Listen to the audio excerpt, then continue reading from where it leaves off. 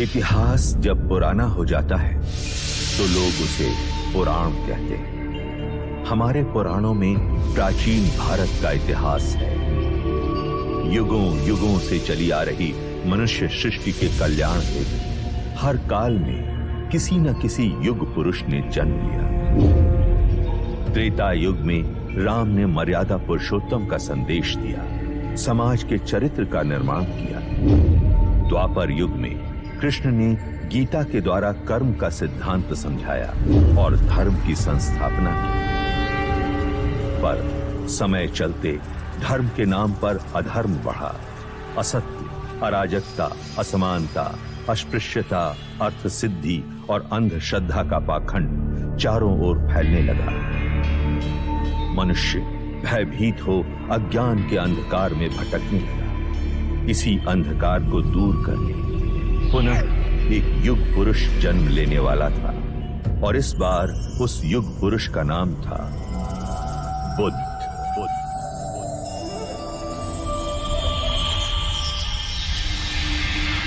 महाभारत युद्ध पश्चात कई युग बीत चुके थे। उस महायुद्ध की परछाई ने भारतवर्ष को कई हिस्सों में बांट दिया था।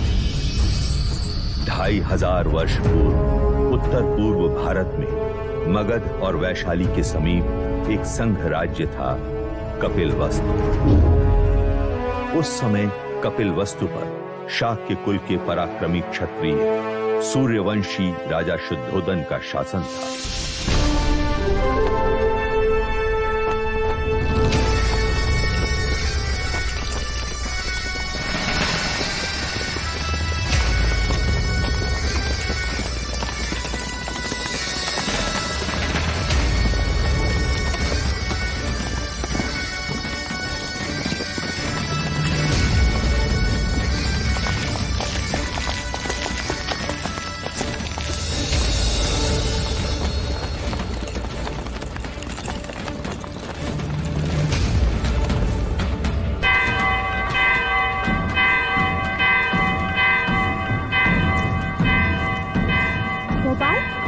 लगता है कोई खुशी का संदेश है। हाँ लौशिका, वरना ये गगन ढोल क्यों बजे?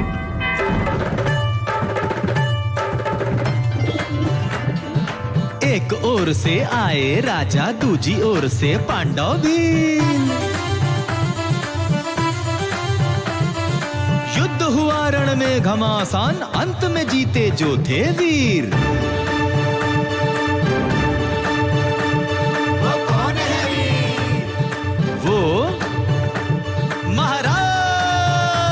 शुद्धोदन।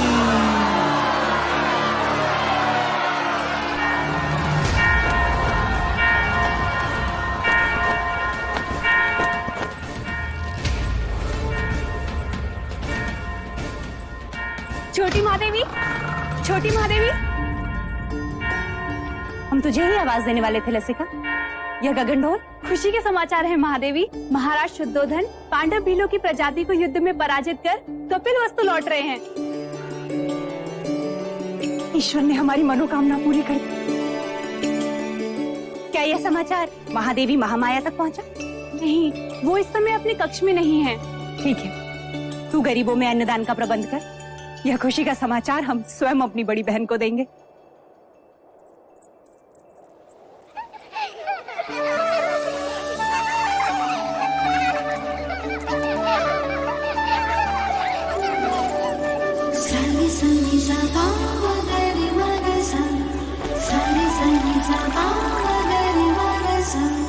पकड़ लिया, पकड़ लिया, पकड़ लिया।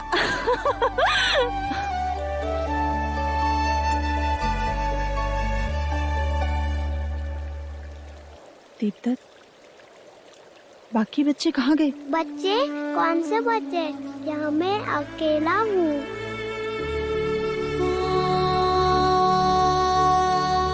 ये क्या हो रहा है हमें? अब मैं जाऊँ? हाँ? कहाँ? अपनी माँ के पास। हाँ, पर आपने मुझे एक वचन दिया था ना? हाँ, वो तो मैं भूल ही गया। तो फिर बोलो। बिना बोले मैं आपको जाने नहीं दूंगी। बोलो, बोलो ना। पहले अपनी आंखें तो बंद कीजिए।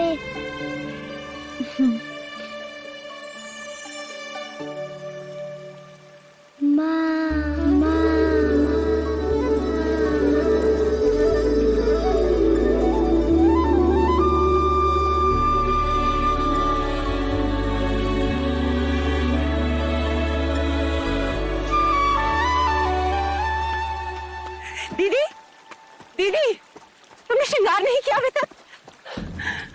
श्रृंगार? वो किस लिए? यह गगन ढोल सुने नहीं तुमने? हमारे समाचार लाई हैं। महाराज विजयी होकर लौट रहे हैं।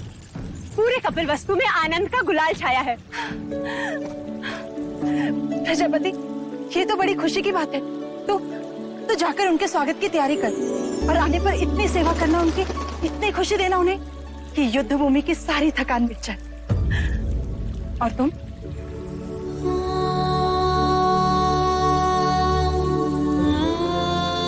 खुशी के मौके पर पांच का चेहरा नहीं देखते प्रजापति। दीदी, मेरा चेहरा देखते ही संतान ना होने का मेरा ये दुख महाराज का दुख बन जाएगा और मैं उनके दुख का कारण नहीं बनना चाहती। दीदी, तुमने महाराज से मेरा विवाह इसलिए कराया था ताकि महाराज को संतान सुख प्राप्त हो और कपिल वस्तु को उसका उत्तराधिकार। किंतु 4 वर्ष हो गए, मैं भी महाराज को संतान का सुख नहीं दे पाई। तो 5 तो मैं भी हुई ना। ना प्रजापति ना, मैं अपनी आशा के मुंह से अशुभ सुनना नहीं चाहती। और मैं भी तुम्हें इस हाल में नहीं देखना चाहती। इस वक्त हम दोनों का कर्तव्य है कि हम मिलकर महाराज का स्वागत करें और उनकी खुशी को दोगुना कर दें। क्या चाहती हो तुम? बस इतना कि जब महाराज आए तो तुम उनका स्वागत पूरे 16 श्रृंगार के साथ करो और महाराज बस तुम्हें ही देखते रह जाएं। महाराज की, महाराज की, महाराज की, महाराज की, महाराज की, महाराज की, महाराज की, महाराज की, महाराज की, महाराज की, महाराज की, महाराज की, महाराज की, महाराज की, महाराज की, महाराज की। सारी सनी सा मगरी मगसा, सारी सनी सा मगरी मगसा।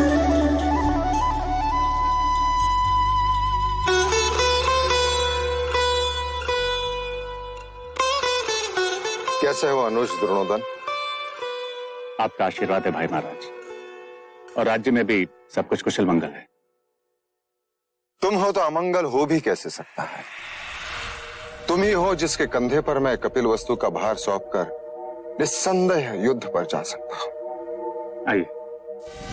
रुकिए, हम आपको प्रवेश करने नहीं देंगे। तुम मुझे प्रवेश क्यों नहीं करने दोगे? पहले आप मेरे लिए क्या लाए हैं वो दीजिए, तभी हम आपको भीतर आने देंगे।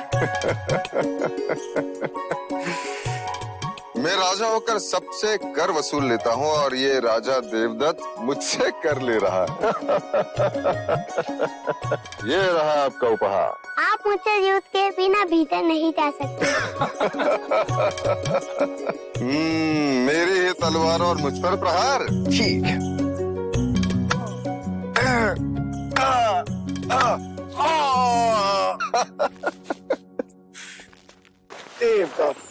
अप्रतिम।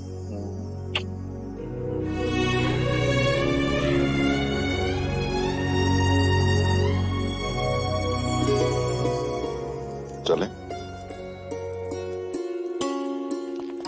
महाराज की, महाराज की, महाराज की।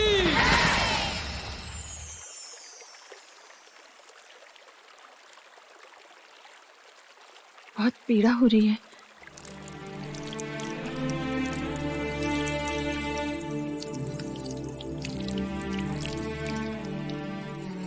नहीं महामाया, ये पीड़ा उस पीड़ा के आगे कुछ नहीं जो भाग्य ने हमें दिया है। कहने को तो सब कुछ है हमारे पास, परंतु देखा जाए तो कुछ भी नहीं। 2 ब्याह करने के पश्चात भी हम निसंतान हैं। आपके दुख का कारण है। ईश्वर के यहाँ विलंब है, अंधकार नहीं। कुलगुरु वाचस्पति ने संदेशा भेजा है। शीघ्र ही ऐसा योग आएगा जब सूर्य उत्तरायण में प्रवेश करेगा, चंद्र कर्क लग्न में होगा, शुक्र मीन राशि में होगा, पुनर्वसु नक्षत्र होगा। ये वही नक्षत्र है जिस नक्षत्र में भगवान श्री राम का जन्म हुआ था। इस योग में पुत्र कामेष्टि यज्ञ करवाने से हमें हमारी प्रार्थनाओं का फल अवश्य मिलेगा देव। हम तो केवल आपकी गोद में अपने पुत्र को देखना चाहते हैं माया। हमारी गोद तो भरने से रही, किंतु देखिएगा शीघ्र ही प्रजापति की गोद अवश्य किलकारियों से भर जाएगी देव। तथास्तु।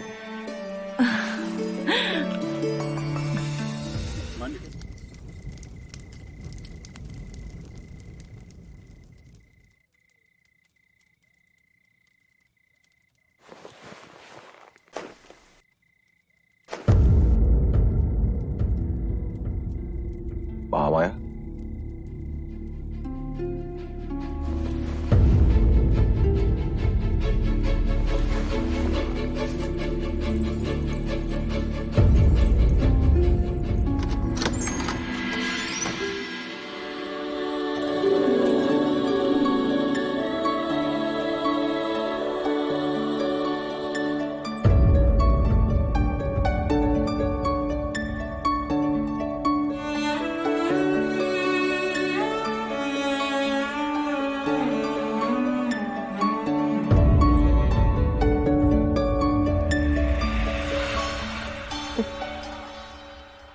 जी बहलाने को पुत्र क्या दिया, महादेवी तो उससे खिलौना समझ बैठी है। अरे महादेवी, आप इस वक्त यहाँ? वो हमें नींद नहीं आ रही थी तो सोचा एक क्षण देवदत्त को देखाएं। देवी, बिल्कुल ठीक किया। मेरा देवदत्त आपका पुत्र ही तो है।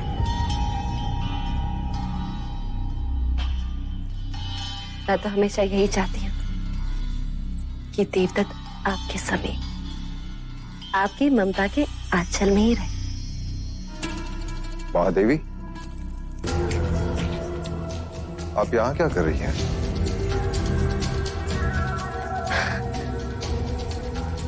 महाराज, मैं समझती हूँ महादेवी की व्यथा। हो जाता है ऐसा कभी कभी।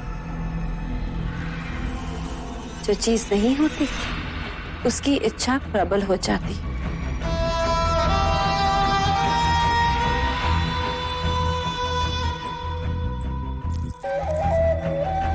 वैसे महाराज, देवदत्त आप ही का पुत्र है, ले जाइए इसे।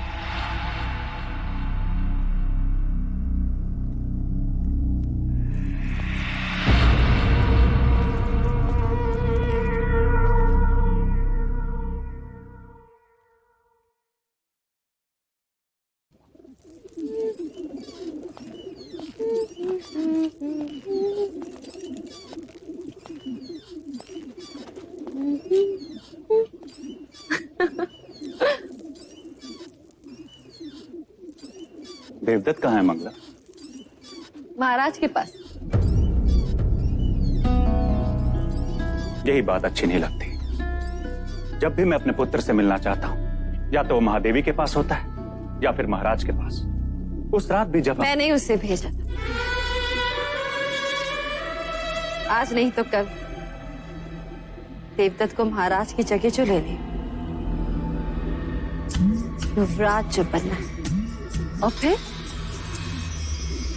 कपिल वस्तु का महाराज।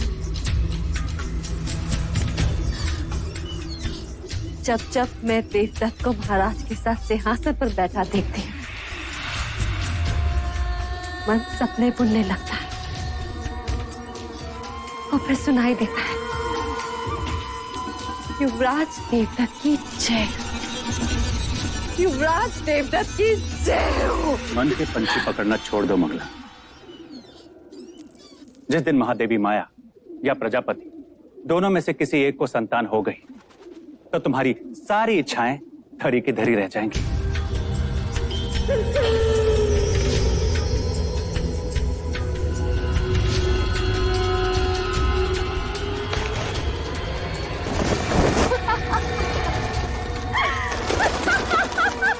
अब क्या हुआ? देखो सपनों के पंछियों को कैसे पकड़ लिया मैं। ये उनके सपने थे और मेरा चाह। उन्हें संतान प्राप्त होना असंभव है आज। उसी असंभव को संभव बनाने कुल गुरु वाचस्पति आज पुत्र कामेष्टि यज्ञ कराने के लिए। पुत्र कामेष्टि यज्ञ? ऐसे पुत्र कामेष्टि यज्ञ करने से अगर संतान प्राप्त होने लगे तो सारे संसार में आग लग जाएगी। शामुका जी देवी, इन पंछियों को पिंजरे में बंद कर दो। देवदत्त को तीरंदाजी में काम आएंगे।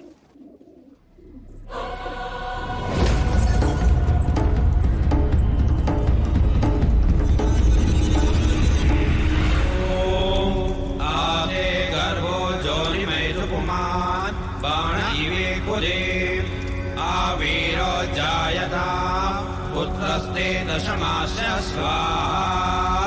ओम इदं अग्नये नमः। ओम इदं विष्णवे नमः।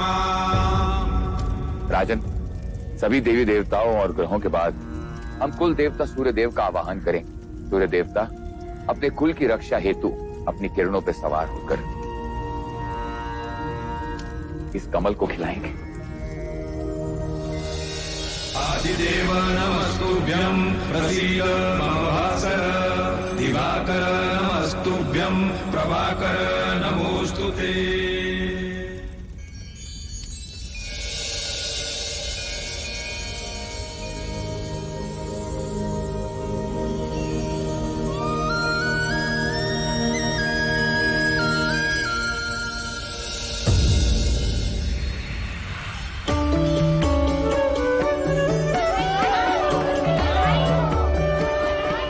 साधो साधो,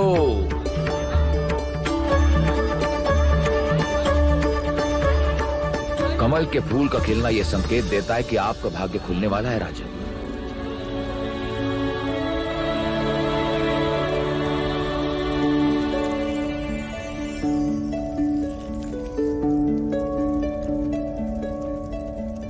सौभाग्यवती भव, पुत्रवती भव। महाराज की, महाराज की, महाराज की।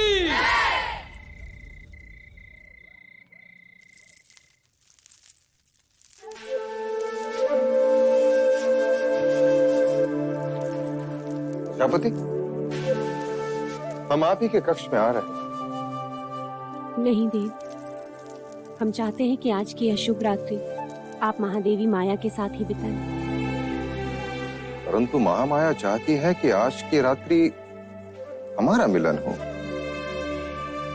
किंतु प्रकृति का संकेत कुछ और ही कह रहा है। हम कुछ समझे नहीं। कुछ दिन स्त्रियों को अकेले ही बिताने होते हैं देव। आप जाएं।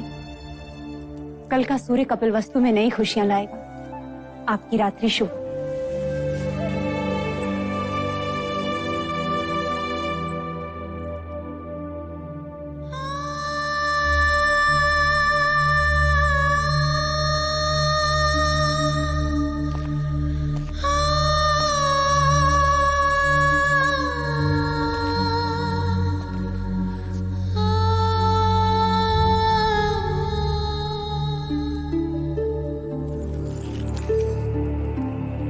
आप यहाँ? आपको तो प्रजापति के कक्ष में होना चाहिए। छोटा मुंह बड़ी बात। आपने महाराज से झूठ क्यों कहा कि आप रत्सवला है?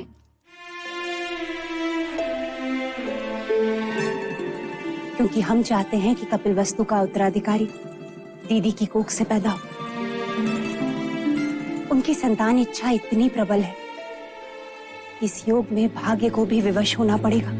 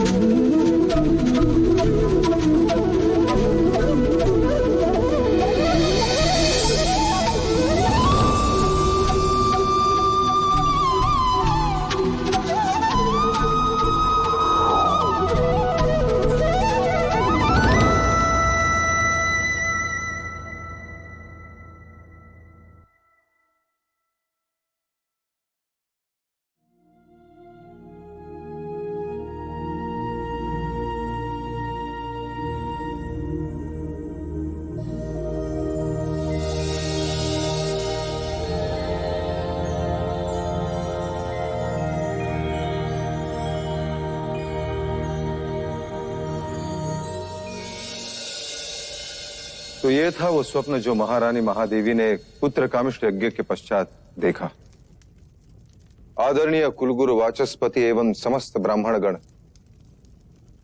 कृपा करके हमें यह बताएं स्वप्न का तात्पर्य क्या है?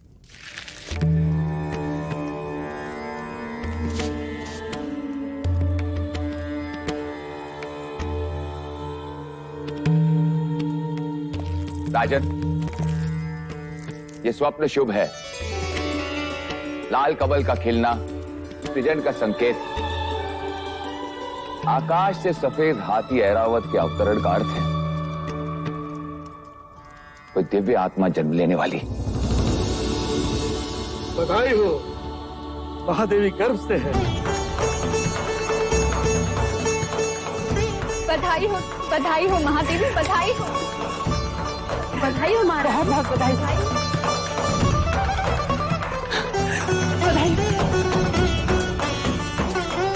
बधाई हो महादेवी।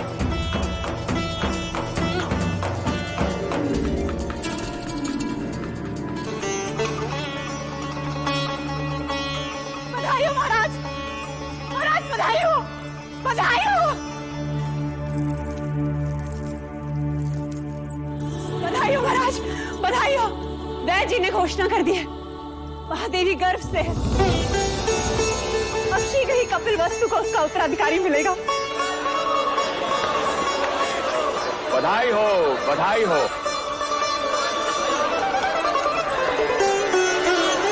राजन, एक और बात, इस योग में जन्म लेने वाला बहुत बड़ा योद्धा बनेगा। ऐसा ही होगा। हम तो केवल राजा बने, वो राजाओं का राजा होगा, महान योद्धा होगा, चक्रवर्ती सम्राट होगा।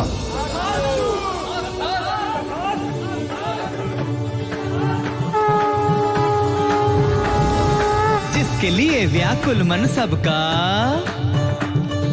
वहां आया शुभ समाचार। है कोई आने वाला जो लाएगा खुशियों का संसार। अरे वो कौन है? कौन है भाई? बुझो बुझो। वो कपिल वस्तु का युवराज।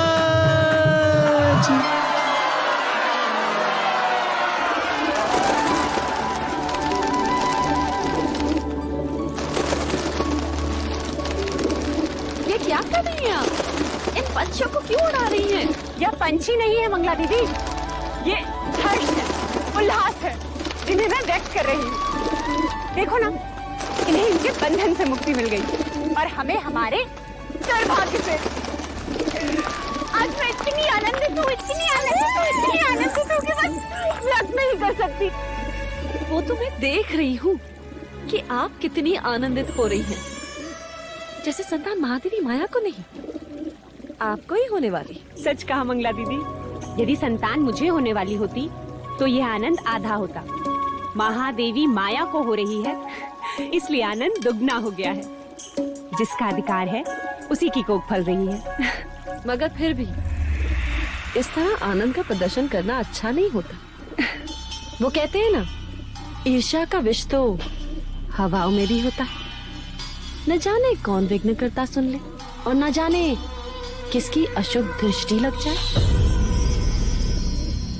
अब तो जो अशुभ दृष्टि डालेगा चेहरा उसी का काला होगा।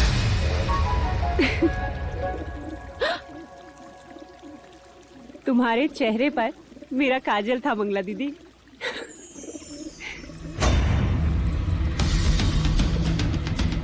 मेरे तो केवल गालों पर काजल था महादेवी प्रजापति,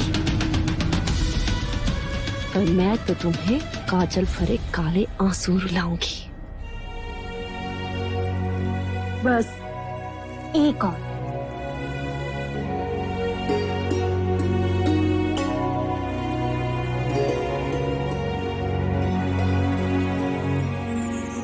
तो मेरी माँ है या बहन, क्या क्या करेगी मेरे लिए?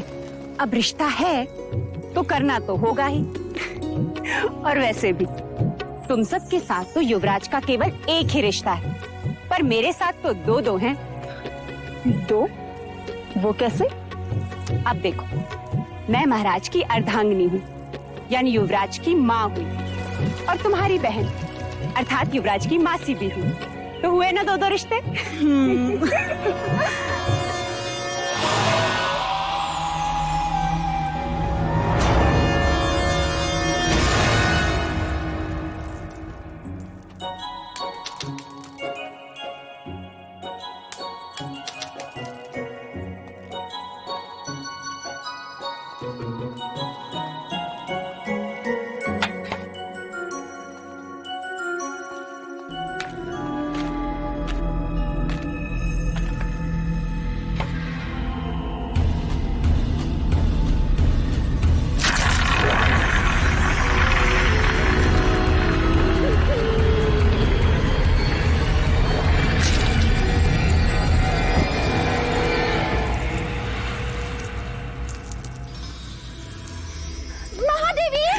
दीदी संभालो। महादेवी, क्या हुआ? देवदत्त कंचे खेल रहा था, महादेवी का पैर फिसला। आप ठीक तो है महादेवी? ईश्वर की कृपा है, नहीं तो आज महादेवी की गोद सूनी हो जाती। गोद सुनी हो शत्रुओं की, महादेवी की तो बस गोद भराई होगी। क्यों दीदी? तथास्तु बोलो मंगला दीदी, तथास्तु बोलो। तथास्तु।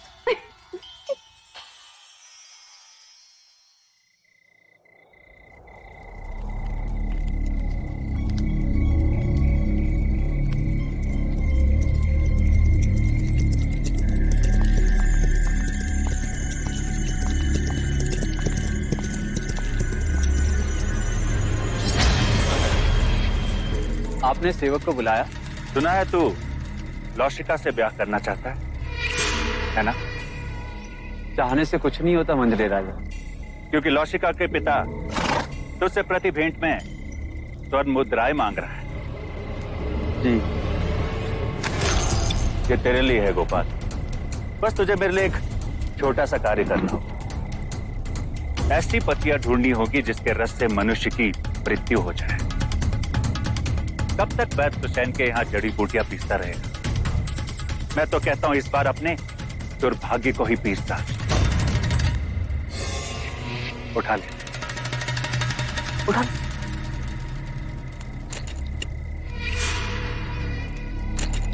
मैंने तेरा कार्य कर दिया गोपाल, अब तू मेरा एक कार्य करेगा। कुछ ही दिनों के पश्चात महादेवी माया की गोद भराई है और इस अवसर को मैं छोड़ना नहीं चाहता।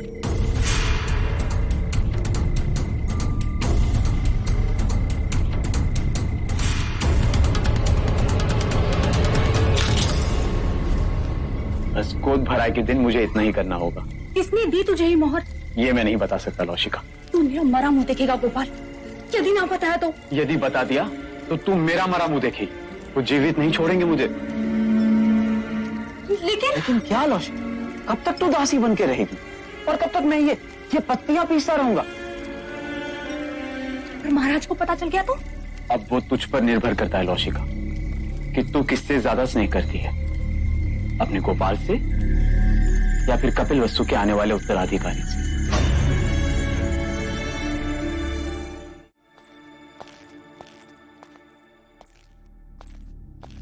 जो खीर महादेवी को खिलाई जाएगी उसमें मुझे विष मिलाना है।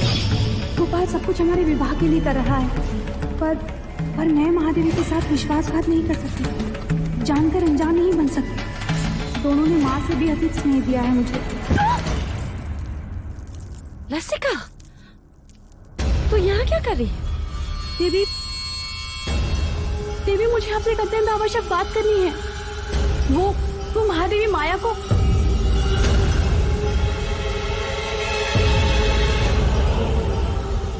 क्या कहना चाहती है? जी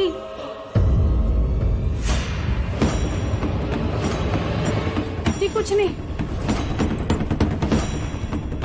ओम मूकं करोति वाचालं पंगुं लंघयते गिरिं यत्कृपातमहं वन्दे। किसका साथ दे रही है लौशिका? क्या एक अपराधी के साथ जीवन बिता पाएगी?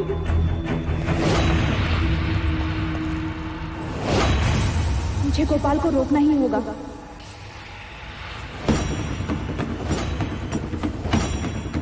महादेव, अब तो आपको बच्चा संभालना सीखना ही होगा।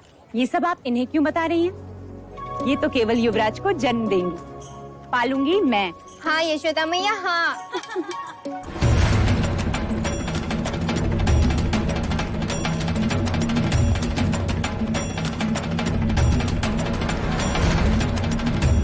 महादेवी, आपसे एक आवश्यक बात करनी है। लौशिका, जो बात करनी है बाद में कर। चले जा, भगवान का नैवेद्य ले आ। पता नहीं है महादेवी ने सवेरे से अन्न ग्रहण नहीं किया। जा।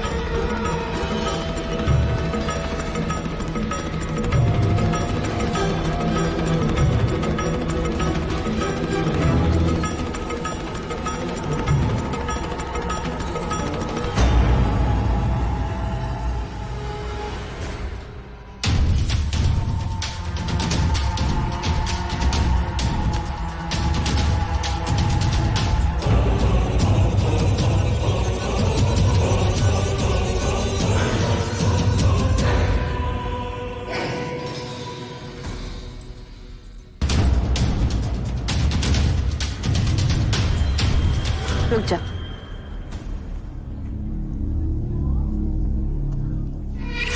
महादेवी प्रजापति, लीजिए। देवदत्त, आओ महादेवी को प्रसाद ग्रहण करने दो।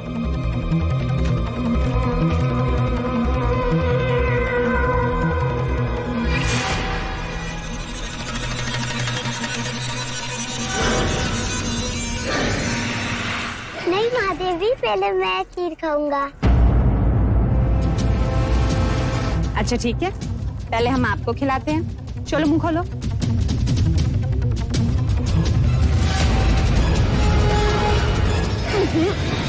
मैं तो पहले महादेवी को खिलाऊंगी। नहीं पहले मैं, नहीं पहले मैं, नहीं पहले मैं। अच्छा ठीक, मत खिलाइए।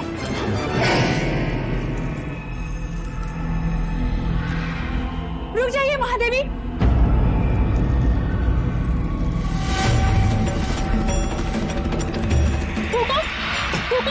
लौशिका, ये क्या कर रही हो? महादेवी, इस खीर में विष मिला है।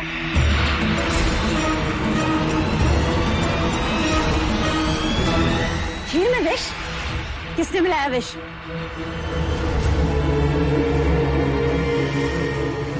किसने मिलाया विष? हम तुमसे पूछ रहे हैं।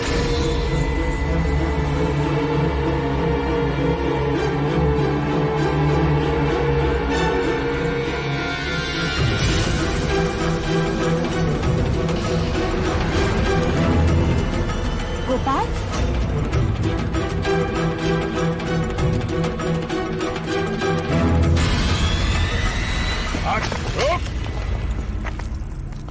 किसके कहने पे किया तुमने ये? उत्तर दो गोपाल। क्यों किया ऐसा? बता। बोलो।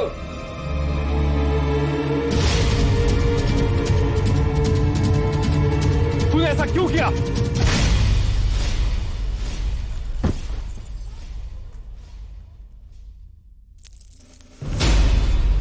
भैया, ये आपने क्या किया? गोपाल का जीवित रहना आवश्यक था।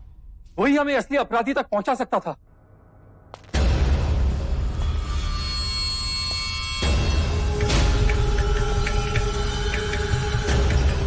हमें क्षमा कीजिएगा महाराज, किंतु हमारे कुल पे कोई अशुभ दृष्टि डाले ऐसे व्यक्ति को हम एक क्षण भी जीवित नहीं देख सकते, एक क्षण भी नहीं। आपके इस अनुरोध से बहुत बड़ी भूल हो गई। हमें क्षमा कर दीजिए मां, क्षमा कर दीजिए मां।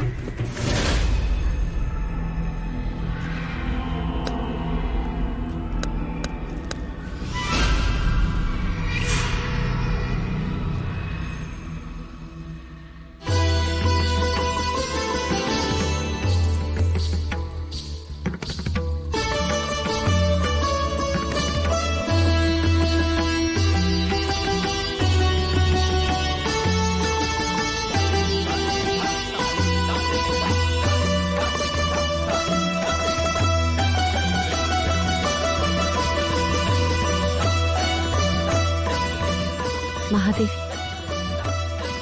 आपसे एक बात कहनी थी। तुम्हें आज्ञा लेने की आवश्यकता नहीं है मंगला। महादेवी, महाराज का जीवन संकट में। ये तुम क्या कह रही हो मंगला?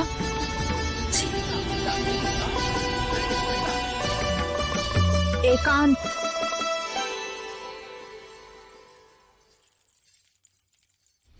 पर यहाँ महाराज को किससे संकट हो सकता है? आपसे। मंगला। महादेवी, सुना है, जो संतान 10वें महीने के बाद पैदा होती है, यदि अपने पिता के घर पैदा हो तो पिता के जीवन पर भारी पड़ती है। मैंने इस बात को पहले नहीं माना, परंतु ज्योतिषियों ने प्रमाण दिया तो महादेवी, वो मैं ही थी जिसने आपका हाथ पकड़कर आपको देवता जाने से रोका। आज मैं ही आपसे कह रही हूँ, आपका यहाँ रहना उचित नहीं है। आप भी तो नहीं चाहेंगी कि महाराज या राज पर कोई भी संकट आए। आखिर अपने सुहाग और संतान की रक्षा करने के लिए ही तो स्त्री का जन्म होता है। महादेवी, कुछ भी हो जाए, आप महाराज को मना लीजिए। शीघ्र, अति शीघ्र यहाँ से प्रस्थान कीजिए।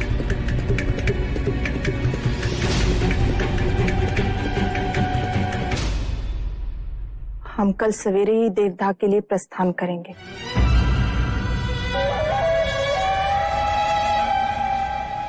आप देवता जाएंगी जरूर महादेवी, परंतु वापस नहीं आएंगी।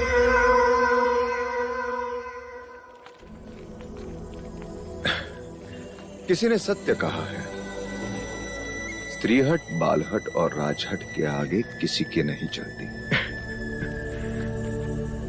और इस समय मुझ में वो तीनों हट हैं, है ना देव? अभी कहता हूं, रुक जाओ।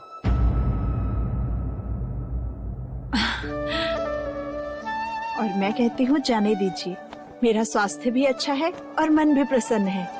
इसी कारण मैं और प्रजापति माता पिता से भी मिल लेंगे। युवराज के जन्म का समाचार मिलते ही आप भी चले आना देवदा।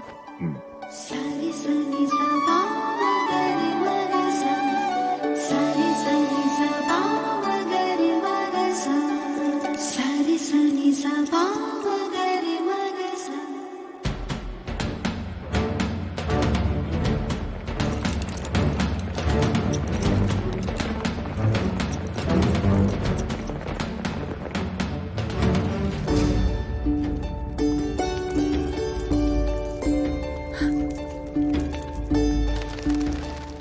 अच्छा हो जो तुमने यहाँ रुकने का सुझाव दिया। वर्षों बाद देखा इस लुम्बिनी वन को, पर सुंदरता अलौकिक है। जैसे जैसे मानो धरती पर स्वर्ग। सच। दीदी, तुम चलकर उस शाल वृक्ष के नीचे आराम करो, मैं खाने का प्रबंध करती हूँ।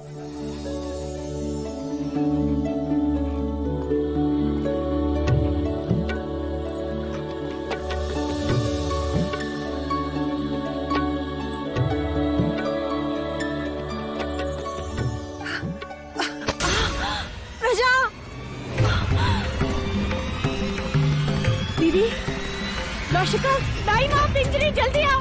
देखो महादेवी को क्या हो रहा है।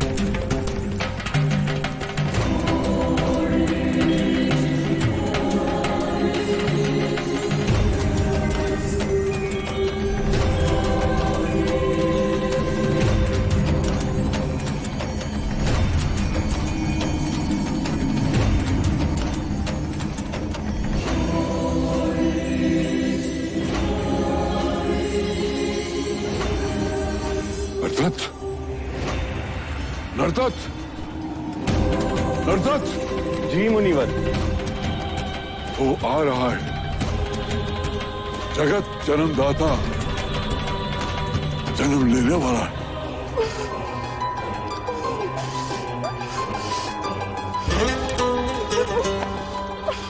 दीदी, दीदी तुम बस धीरज धरे डाल थामे रहना। उसने कहा था कि वो आएगा, अब वो आ गया है।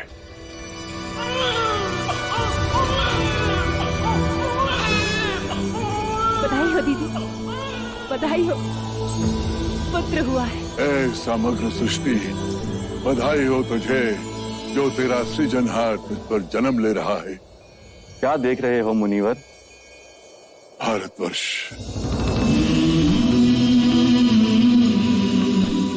कपिलवस्तु,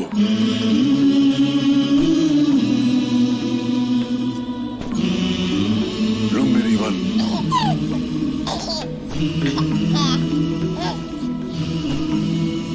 सुंदर,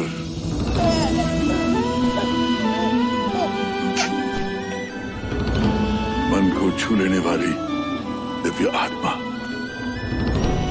ना सुंदर बालक हमने पहले कभी नहीं देखा। देखो तो कैसे मुस्कुरा रहा है। महाराज देखेंगे तो कितने प्रसन्न होंगे। बड़ी प्रसन्नता का अवसर है नर्तत, जो मैं उस काल में जीवित हूँ जिस काल में एक महान युग पुरुष ने जन्म लिया है। अब तू ही बता, तेरी इस लीला को मैं किस नाम से पुकारूं? अब तुम ही कहो दीदी। युवराज को क्या कह के पुकारे?